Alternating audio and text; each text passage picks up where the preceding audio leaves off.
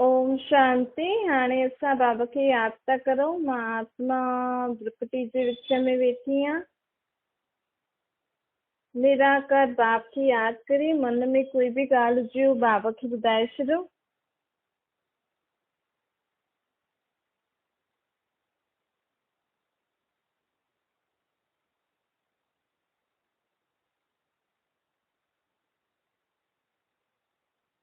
कोई भी ॻाल्हि मन में हुजे त निराकार परमात्मा खे यादि करे बाबा खे सभु मन जी ॻाल्हियूं ॿुधाए छॾियो।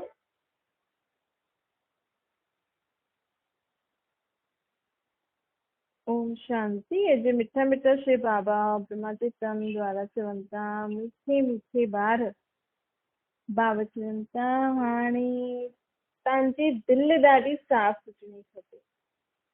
साफ़ दिलि सां असां परमात्मा खे यादि करे जो बि कमु कंदासीं न, उहो कमु बि सुठो थींदो ऐं हुन में थकावट बि न थींदी। ॾिसो, माण्हू अॼुकल्ह स्वार्थ में थी करे सुबुह खां राति ताईं कमु थो करे, त इहो बि स्वार्थ आहे की मां सुठो कंदमि त मुंहिंजा ॿार मुंहिंजो परिवार ख़ुशि रहंदो। त मतिलबु असां ख़ुदि जे ॿार ख़ुदि जे परिवारनि खे ख़ुशी ॾियण जे लाइ ॿियनि खे कॾहिं कॾहिं दुख बि ॾेई छॾींदा आहियूं, ॿियनि जे लाइ कॾहिं कॾहिं बुरो बि सोचे छॾींदा आहियूं। त इहो बि स्वार्थ न हुजिणो खपे। असांखे पंहिंजे सचे मन सां साफ़ दिलि सां परमात्मा जी यादि में रही करे हर कार्य करणो। पोइ हुन सां ॾिसो तव्हां बि ख़ुशि रहंदव, सभी बि ख़ुशि रहंदा, असां कॾहिं थकंदासीं बि न।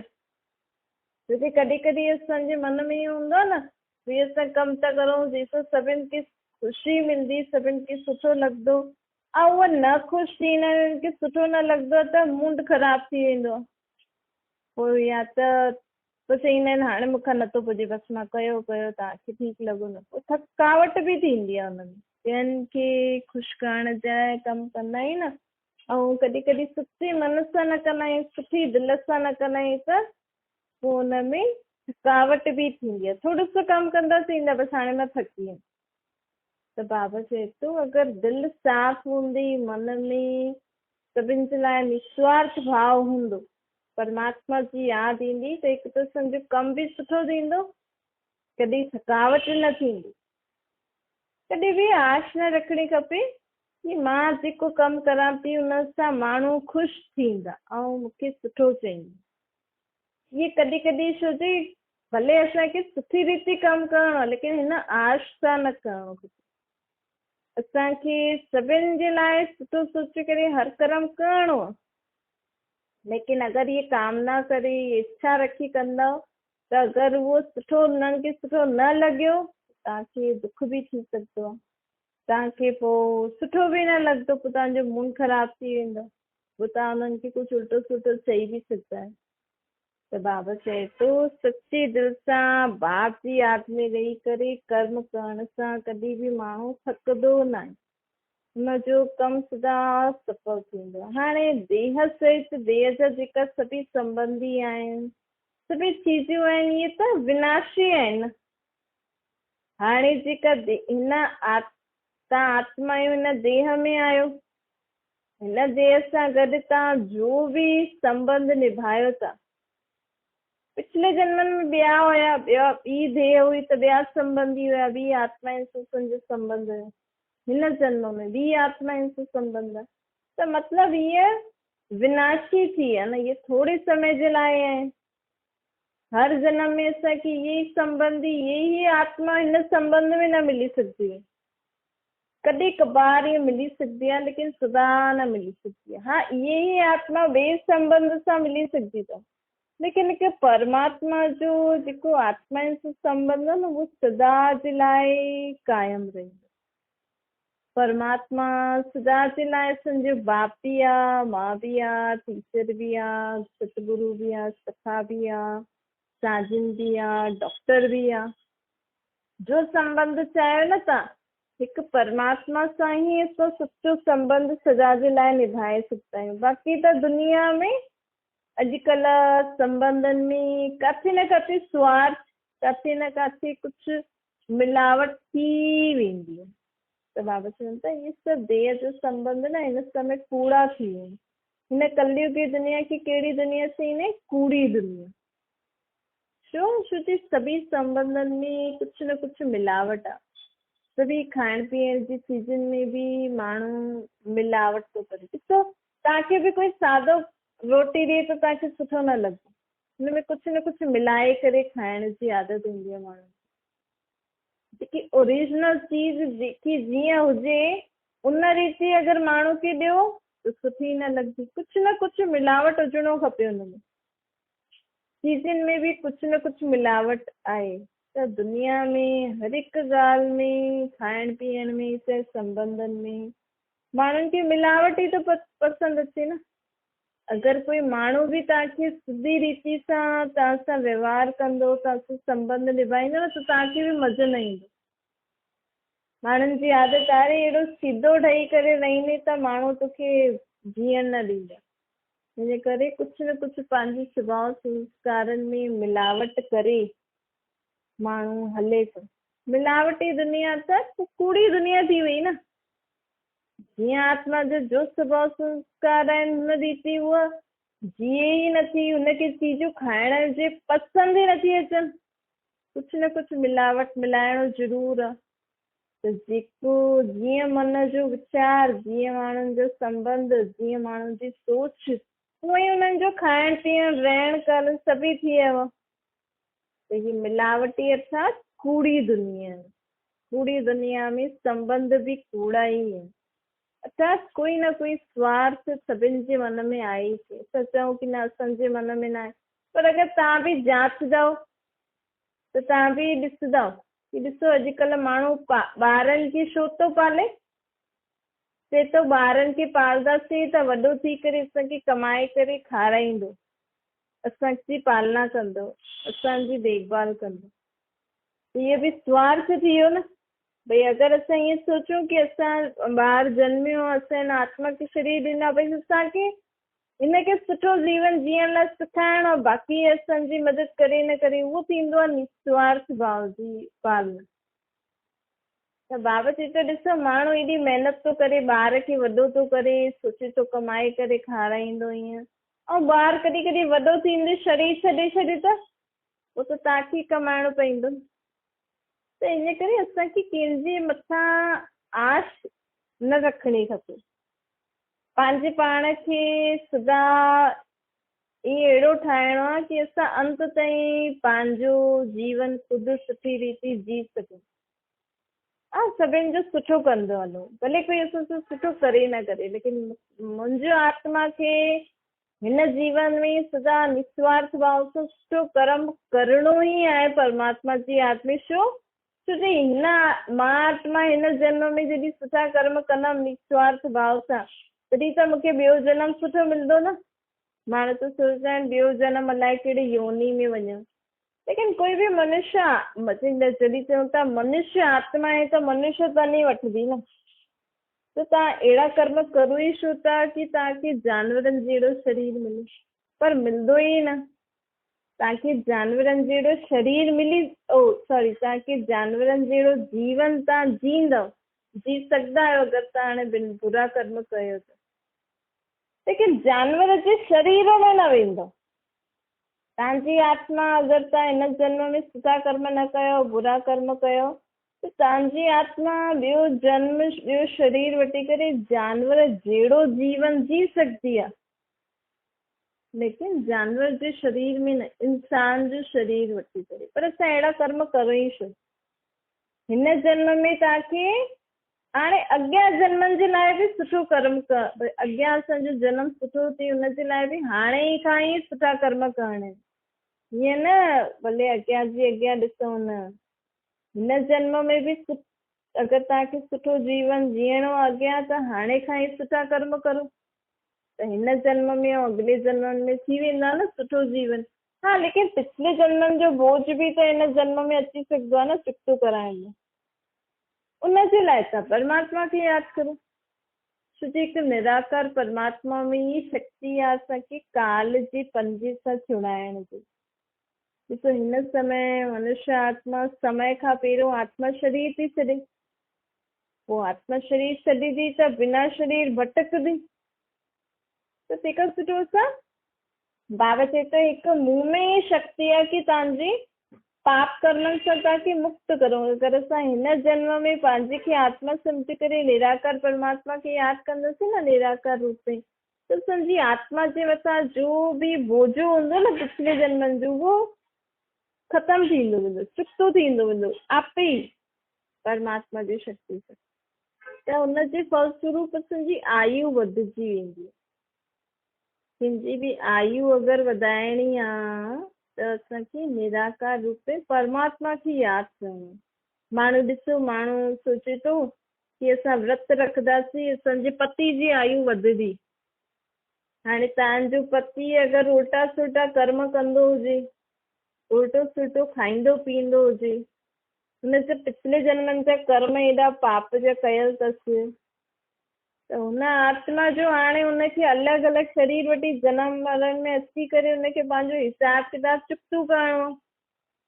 त तव्हांजे व्रत रखण सां हुनजी छा आयु वधिजी वेंदी। तव्हां बुख में रही करे हुन चांद जी पूजा था करनि माण्हू, जे चांद ते माण्हू घर ठाहिण जे लाइ कोशिशि थो करे, हुन चांद जी माण्हू पूजा थो करे, चए थो इहो असांजो भॻवानु आहे, इहे असांजे मुड़ुस जी हस्बैंड जी आयु वधाईंदो हिनजी पूजा करण।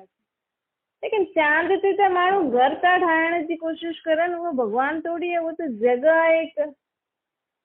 ॾिसो इहो थींदो आहे अज्ञान जो अंधेरो। तव्हां अगरि उल्टी सुल्टी चीजूं खाईंदव त तव्हांजो शरीर बीमार थींदो, बीमारियूं थींदियूं, त आत्मा हुन बीमार शरीर में कीअं रही सघंदी आहे। त पंहिंजो खाइण पीअण ठीकु रखो, पंहिंजे कर्म ठीकु रखो। तव्हां ॿियनि खे माण्हुनि खे परेशान करो, मारो, उन्हनि सां लड़ाई झगड़ा करो, उन्हनि सां उन्हनि खे बुरो भलो चओ, त हुननि जे दुख जो बोझ तव्हांजी आत्मा जे मथां ईंदो ई सही। त तव्हांखे बि ओड़ो दुख भोगी करे तव्हांखे शरीर छॾिणो पवंदो। उहो दुख जी वासना त थिए तव्हांखे, कीअं दुख थींदो। पोइ हुन में चांद जी पूजा करण सां आयु कीअं वधंदी। ही सभु जेका बि माण्हू अज्ञानवश जेको बि माण्हू करे थो न, परमात्मा असांखे हिननि सां छुड़ाइण आयो। ये माण्हू वहमनि में पयल आहे न कि भई इहो व्रत रखो न त ईअं थी वेंदो। अच्छा, अगरि तव्हांजे मुड़ुस जी आयु वधिजी बि वई ऐं तव्हांजी आयु खे वधाइण लाइ त तव्हां व्रत न रखियो, तव्हांजे ॿारनि जी आयु खे वधाइण लाइ व्रत रखो, सम्झो तव्हांजे मुड़ुस जी आयु वधिजी वई, तव्हांजी घटि थी वई, त उहो अकेलो छा कंदो। त सभिनि जे लाइ रखो न। पर अगरि व्रत रखण सां माण्हुनि जी आयु वधिजी त दुनिया में डॉक्टर ई न हुजनि, पोइ त कंहिंखे कंहिंजी ज़रूरत ई न हुजे। सभी व्रत रखनि ऐं सभिनि जी आयु वधिजी वञे, पोइ त कॾहिं कोई शरीर ई न छॾे। पोइ त बुढ़ापे में बुढ़ापो जॾहिं शरीर हिकदमि ख़राब थी वञे त बि आत्मा शरीर न छॾंदी। अहिड़े शरीर में रही करे आत्मा खे छा सुख मिलंदो। ही सम्झणो आहे असांखे। किथे अगरि असां साइंस वारनि खां पुछूं, वैज्ञानिक वारनि खां, उहो चईंदो साइंस जे चांद ते त असां घर था ठाहिण जी कोशिशि करूं, चांद कोई भॻवानु थोरी आहे। ऐं तव्हां हिते वेही करे चांद जी पूजायूं था करो। किथे परमात्मा आहे न चांद तारे सूर्यनि खां बि परे निराकारी दुनिया में रहण वारो, उते पंहिंजो बुद्धि योग लॻायो न, परमात्मा खे यादि करे पंहिंजी आत्मा में सम्झ धारण करो। कुझु सम्झो कि मनुष्य आत्मा जी आयु कीअं वधंदी आहे। सतयुग में हर हिकु आत्मा 150 साल ताईं जींदी हुई। 150 साल ताईं बि आत्मा ख़ुदि जी इच्छा सां शरीर छॾंदी हुई, छोजो हुनजो शरीर पुराणो थी वेंदो हुयो कि हा भई मूंखे हाणे नयो शरीर वठणो। छोजी सतयुग में जॾहिं नाम या सतयुग सभु सचो ई सचो हुयो। मनुष्य आत्मा जा स्वभाव संस्कार सचा हुया, उन्हनि जो खाइण पीअण सचो हुयो, उन्हनि जे जीवन में संबंधनि में सच्चाई हुई। वो कॾहिं बि काम क्रोध लोभ अहंकार जे वश थी करे अहिड़ा बुरा कर्म न कंदा हुया। अॼु माण्हू जी आयु घटिजे छो थी, छो जे विकारनि जे कारण। ये काम विकार मनुष्य आत्मा जी खे निर्भर ठाहे छॾंदो। हिन काम विकार सां शरीर में बीमारियूं थींदियूं आहिनि। क्रोध सां माण्हुनि जे शरीर में भी बीमारियूं थींदियूं आहिनि। लोभ मोह अहंकार ईर्ष्या द्वेष नफ़रत घृणा इन सभिनि जे कारण तव्हांजी शरीर जी आयु घटिजी थी वञे। तव्हांजी आत्मा जे मथां पापनि जो बोझो थो चढ़ी वञे। तव्हां कंहिंखे कहिड़े बि विकार जे वश तव्हां कंहिंसां बुरो कयो, हुन आत्मा तव्हांखे चई की तूं मर वञी, तूं ईअं थी, तूं हूअं थी, त हुनजी त असां बुरी ॻाल्हियूं पंहिंजी आत्मा जे मथां अची वियूं न, त उहो भुगतण लाइ त असांखे जल्दी शरीर छॾिणो पवंदो। त इन करे असां कर्म ई अहिड़ा न करूं जंहिंसां माण्हुनि जी असांखे बदुआ मिले या बुरा शब्द मिलनि, जंहिंसां असांजी आयु घटिजी। तव्हां कर्म ई अहिड़ा करो जंहिंसां माण्हुनि जी दुआयूं मिले। चईंदा आहिनि न, माण्हू कॾहिं कॾहिं दुआ ॾींदा आहिनि त ॾाढो जन्मनि ताईं जींदो रहे। सर आत्मा ज्यादा से ज्यादा पंहिंजो शरीर 150 साल ताईं ई हलाए सघंदी आहे। देवी देवताउनि खे बि पंहिंजो शरीर छॾिणो पवंदो 150 साल खां पोइ। पर सदा जींदा रहो, मतिलबु सदा तव्हांजी सम्झ सुठी रहे। हिन जो मतिलबु इहो आत्मा पंहिंजी आत्मा जी सम्झ सुठी रहे।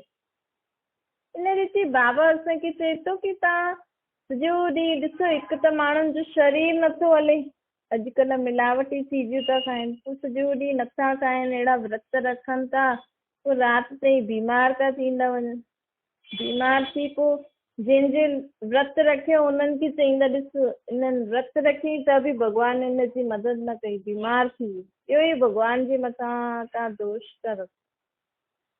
त बाबा असांखे छा थो चए, कहिड़ो विर्त रखिणो आहे?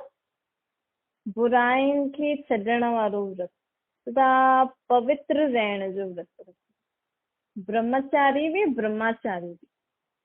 जेतिरो तव्हां हिन विकारनि खे छॾंदा वेंदव, न काम वश, न क्रोध वश, न लोभ वश, न मोह वश, न अहंकार वश, कहिड़े बि विकार जे वश थी करे मूंखे कर्म न करणो, मूंखे कंहिंसां ईर्ष्या द्वेष नफ़रत घृणा न करणी आहे, मूंखे सदा सच जी राह ते सचे परमात्मा खे यादि करे हुनजी मत ते हलणो आहे, त आपे ई तव्हांजी आयु वधंदी।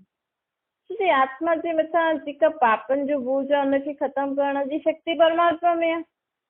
ऐं जीअं जीअं असां निराकार रूप में परमात्मा खे यादि कंदासीं, असांजे पापनि जो बोझ ख़तमु थींदो, असांजी आत्मा में बुराइयूं ख़तमु थींदियूं, असांजे विकार ख़तमु थी वेंदा, त आपे ई आत्मा में शक्ति ईंदी आहे कि उहो पंहिंजे शरीर खे ज्यादा समय ताईं हलाए सघे। इहो विर्त रखण लाइ परमात्मा असांखे चए थो। बाक़ी हिकु ॾींहुं तव्हां न खायो, पोइ पूजायूं करो, अलाए कंहिंजी कंहिंजी पूजायूं, पतो बि न आहे इहे केरु आहे। तो जंहिं बि देवी देवताउनि जे लाइ माण्हू पूजा थो करे, उनजे बारे में माण्हू खे पतो ई न आहे किथे आहे, कीअं रहंदी आहे, इन जो असांजो इन सां छा संबंध आहे, अहिड़ी देवी कोई हूंदी बि आहे या न, बसि वॾनि चए थई परंपरा खां हले थो त असां करूं था। हाणे अलाए कहिड़े समय कंहिंजी मन जी इच्छा, अलाए कहिड़े मन सां कंहिंसां प्रार्थना कई हुन, कंहिंजो जीवन सुठो थी वियो हूंदो, उहो त हुनजी ॻाल्हि न, सभिनि सां थोरी हिकु जहिड़ो थींदो। त असांखे इहे सभु बाबा सम्झाइण लाइ छो थो चए? बाबा चए थो इहे सभु ॻाल्हियूं बाबा असांखे छो थो सम्झाए, छो थो चए कि हिननि खे सम्झो, छो जी अगरि असां हिनखे सम्झंदासीं असांजी बुद्धि जो तालो खुलजंदो ऐं समझदार व्यक्ति आपे ही जीवन में सदा ही अचल रहंदो, कॾहिं बि हलचल में न ईंदो। असां बिना सम्झे सभु कुझु करूं था, पोइ थोरी सी बि ॻाल्हि थिए थी न, पोइ दुख था, हलचल में था अची वञूं, परेशान था थी वञूं। ठीकु आहे, त असां हर हिकु ॻाल्हि खे सम्झी करे हलूं। सम्झो ही जेका बि माण्हू विर्त रखनि था, कहिड़ी बि आस जे लाइ, कहिड़ी न बि रखी सघनि, कुझु न कुझु कारण सां त हलचल में अची वेंदा आहिनि, पोइ वहम पंहिंजे मन में रखो, अरे न ईअं न कई, हाणे ईअं न थी वञे, ईअं न थी वञे, ईअं न थी वञे। हिन वहमनि सां मुक्त थियण लाइ छा खपे? असांखे सम्झ। ज्ञान सागर परमात्मा से कि उहे सम्झ ॾियण आयो कि जॾहिं तव्हां सम्झंदव हर हिक ॻाल्हि खे तॾहिं तव्हां हिन वहमनि सां मुक्त थींदव। और हिकु बार तव्हां वहमनि सां मुक्त थी वियो न त तव्हां जीवन में अॻियां वधंदा वेंदव। समझदार व्यक्ति कहिड़ी बि ॻाल्हि में हलचल में न ईंदो। अगरि तव्हां हलचल में अचो था, घड़ी घड़ी घबरायो था, दुखी परेशान था थियो नंढी नंढी ॻाल्हियुनि में, मतिलबु असांखे जीवन जीअण जी सम्झ ई न आई आहे। सिर्फ़ पाठ पढ़ण सां या सत्संग आदि ज्ञान वग़ैरह ॿुधण सां कुझु न थींदो। इसलिए असां हुन ॻाल्हि खे मन में वीचार न कंदासीं घड़ी घड़ी, ऐं हुनखे समय समय ते हुन ॻाल्हि खे कम में न लाहींदासीं। इसलिए असां पंहिंजे जीवन में कीअं अॻियां वधी सघंदा आहियूं। पोइ तव्हां कुझु बि केतिरो समय बि कंदा रहो, लेकिन जेसिताईं सम्झ न ईंदी न जीवन जीअण जी हर हिकु ॻाल्हि जी, तेसिताईं तव्हांजे जीवन में सदा ई कहिड़े न कहिड़ी ॻाल्हि जे लाइ दुख, परेशानी, अशांती, ख़ुशी न रहंदी। दुख परेशानी थींदा रहंदव, ख़ुशी न रहंदी, त जीवन जीअण जो मतिलबु छा? भई असां रोज़ रोटी ठाहे करे खाऊं था ऐं असांजे शरीर में शक्ति वधे ई नथी, त चईंदा न असां रोज़ रोटी खाऊं था, मतिलबु हिन में कुझु ताक़त वारो कुझु आहे ई न, तॾहिं त घड़ी घड़ी शरीर कमज़ोर आहे, बीमार थो थी वञे। उहो ई तव्हां रोज़ रोज़ सुठी ॻाल्हियूं ॿुधो था, पढ़ो था, लेकिन सम्झंदव न, मन में सोचंदव न, हुनखे कम में न लाहींदव, त मतिलबु तव्हां या पढ़ियो न पढ़ियो बराबरि, बसि थोरो समय चलो तव्हां उन में लॻल आहियो, लेकिन सम्झी करे अगरि जीवन खे परिवर्तन कंदासीं त हुन सां फ़ाइदो बि त थिए। हर हिकु ॻाल्हि जो फ़ाइदो ॾिसणो खपे। भई मां रोज़ ये सुखमनी जो पाठ थी करां, मूंखे हिन सां फ़ाइदो छा थो थिए, मुंहिंजी सम्झ केतिरी वधी आहे। मां पंहिंजे जीवन में दुखनि सां, जॾहिं दुख या परिस्थिती अचे थी त मां हुन सां पार थी सघां थी, मुंहिंजे जीवन में हलचल अचे थी, ऐं हिनखे पढ़ण सां मुंहिंजो जीवन शांति सुखमय थींदो थो वञे। मां हेॾा ज्ञान थी ॿुधां, आख़िर हिन ज्ञान खे ॿुधण सां मूंखे छा प्राप्ति थी थिए? मां रोज़ छो ये ज्ञान ॿुधां थी, हिन सां मूंखे छा थो मिले? जॾहिं असां इहे सम्झंदासीं न ऐं हुन ॻाल्हि खे कर्मनि में लाहींदासीं, तॾहिं तव्हांखे माण्हू चईंदव कि तव्हांजे जीवन में परिवर्तन आहे। असां उन रीति माण्हुनि जी गिलायूं, हेॾा वेॾा जी ॻाल्हियूं, पुराणे दुख जी ॻाल्हियूं सोचो, तुंहिंजो मुंहिंजो कंदा रहो, त फ़ाइदो छा आहे? फ़ाइदो हुजिणो खपे हर हिकु ॻाल्हि जो। अच्छा मिठी मिठी सिकल ते ॿारनि प्रति माता पिता बाप दादा जो यादि प्यार ऐं गुड मॉर्निंग। रूहानी बाप जी सभिनि रूहानी ॿारनि खे नमस्ते। असांजी बि रूहानी माता पिता बाप दादा खे यादि प्यार गुड मॉर्निंग और नमस्ते। वरदान आहे भाग्य ऐं भाग्य विधाता जी स्मृति सां सदा ख़ुशि रहण वारा, ख़ुशियूं बांटण वारा सहज योगी ठहनि। बाबा चए थो ये संगम युग आहे न, कलयुग जो अंत, सतयुग जी आदि जे विच जे समय खे चइबो आहे संगम युग। ये संगम युग ख़ुशियुनि जो युग आहे।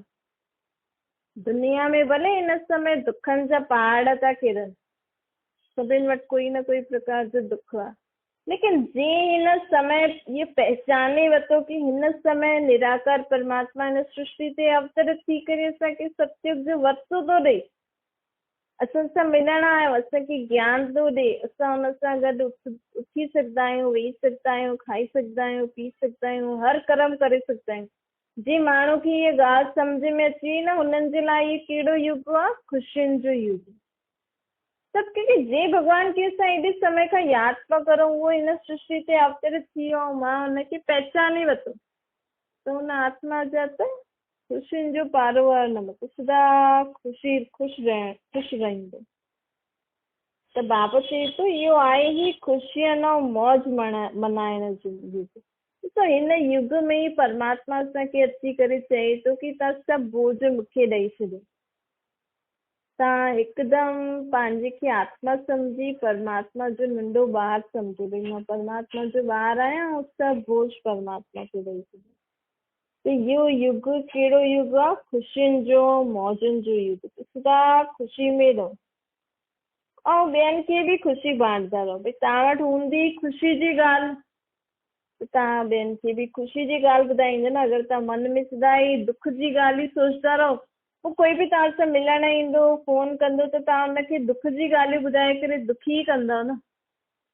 लेकिन अगरि तव्हां मन में सुठियूं सुठियूं ख़ुशी जी ॻाल्हियूं सोचंदासीं, त असां ॿियनि खे बि छा बांटंदासीं? ख़ुशी ई बांटंदासीं। हिन संगम युग ते भाग्य ऐं भाग्य विधाता स्वयं हिन सृष्टि ते अवतरित थी करे असांखे स्वर्ग जो वरतो ॾींदो आहे। बाप मिलियो, सभु कुझु मिलियो। ये स्मृति ही सहज योगी ठाहे छॾंदी आहे। दुनिया वारा चईंदा कि कष्ट जे बिना परमात्मा न मिली सघंदो। दुनिया में त ईअं आहे न कि भॻवान खे प्राप्त करण लाइ तप करणो पवंदो, बुख में रहणो पवंदो, 9 ॾींहं माण्हू बिना पाणी जे विर्त रखंदा आहिनि, सोचंदा आहिनि तॾहिं फलानो देव या देवी प्रसन्न थींदो, असांखे शक्ति ॾींदी, असांखे दर्शन ॾींदी। पर बाबा चए थो इहे त सभु मनुष्य मत आहे। अगरि परमात्मा असांजो माता पिता आहे त भॻवानु माता पिता थी करे ईअं चईंदो छा कि तव्हां 9 ॾींहं न खायो न पीओ त मां तव्हांखे दर्शन ॾींदमि या शक्ति ॾींदमि कहिड़े बि रूप में।